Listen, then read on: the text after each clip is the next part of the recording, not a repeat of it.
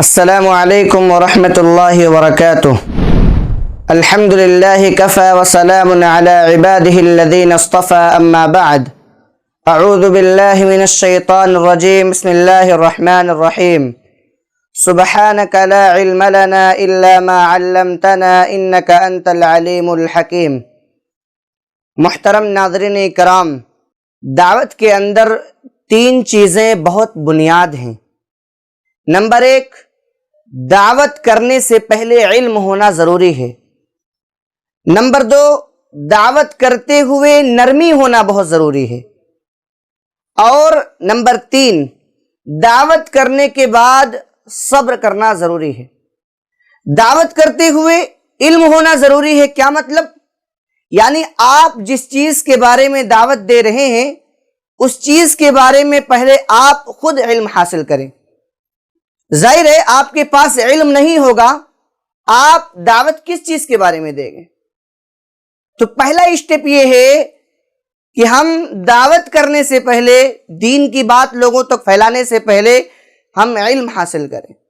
دیکھیے، دین اور عقیدے کا تعلق دماغ سے ہوتا ہے، دل سے ہوتا ہے، اور دل کو کنٹرول کرنے کے لیے محبت کی ضرورت ہوتی ہے، حکمت اور پیار کی ضرورت ہوتی ہے۔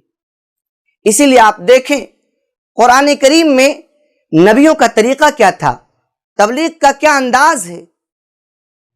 قرآن اٹھائیے، اللہ نے فرمایا وَإِلَىٰ عَادٍ أَخَاهُمْ هُودًا، ہم نے قوم عاد کی طرف ان کے بھائی ہود علیہ السلام کو بھیجا۔ وَإِلَىٰ ثَمُودَ أَخَاهُمْ صَالِحًا، ہم نے قوم ثمود کی طرف ان کے بھائی صالح علیہ السلام کو بھیجا۔ وَإِلَىٰ مَدْيَنَ أَخَاهُمْ شُعَيْبًا، ہم نے مدین کی طرف ان کے بھائی شعیب علیہ السلام کو بھیجا۔ مختلف نبیوں کے واقعات آپ دیکھیں قرآن کریم میں اللہ تبارک و تعالی نے بڑی تفصیل کے ساتھ بیان کیا ہے۔ اور جب یہ اپنی قوم کو دعوت دے رہے ہیں تو بڑے پیار سے کہہ رہے ہیں یا قومی یا قومی، اے میری قوم، بڑے پیار سے۔ اور آخر میں یہ بھی کہتے ہیں ما سألتکم علیہ من اجر، ہمیں کوئی بدلہ نہیں چاہیے، کوئی مزدوری نہیں چاہیے۔ ہم یہ نہیں چاہتے ہیں کہ ہم دعوت دے رہے ہیں تو تم ہمیں سیلری دو، تنخواہ دو، نہیں، للہ فی اللہ، اللہ کے رسول ہیں، اللہ کے پیغمبر ہیں، اللہ کے لیے کر رہے ہیں۔ اچھا، دعوت کا کام آپ نے کیا، اور اگر آپ یہ چاہتے ہیں کہ ہم ایک ہی دن میں کسی سے کلمہ پڑھوا لیں تو یہ ناممکن ہے۔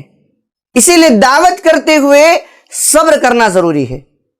آپ دیکھیں نوح علیہ السلام کے بارے میں، نوح علیہ السلام اپنی قوم کو 950 سال تک دین کی دعوت دے رہے ہیں، اللہ کی طرف بلا رہے ہیں۔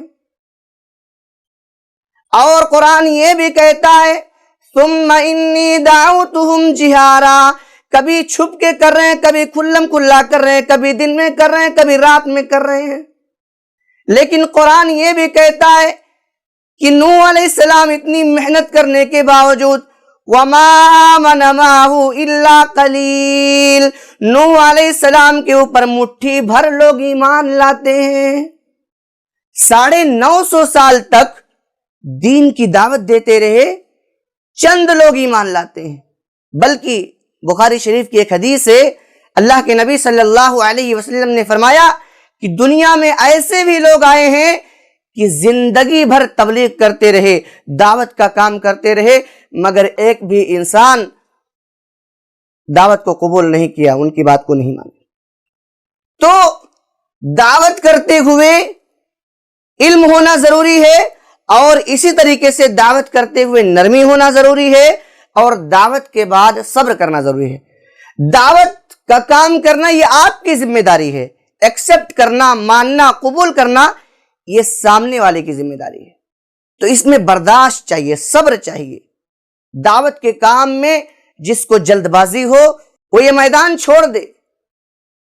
تو تین چیزیں بنیاد ہیں، علم ہونا ضروری ہے، اور اسی طریقے سے نمبر 2 ہے دعوت کرتے ہوئے نرمی ہونا ضروری ہے، نمبر 3 دعوت کرنے کے بعد صبر کرنا ضروری ہے۔ اس لیے ہمیں اور آپ کو چاہیے کہ ہم اور آپ جو بھی دعوتی میدان میں آنا چاہتے ہیں اپنے اندر یہ چیز لانے کی کوشش کریں۔ اللہ رب العالمین سے دعا ہے کہ بار الہی ہمیں کہی ہوئی باتوں پر عمل کرنے کی توفیق عطا فرما۔ آمین۔ وآخر دعوانا الحمدللہ رب العالمین۔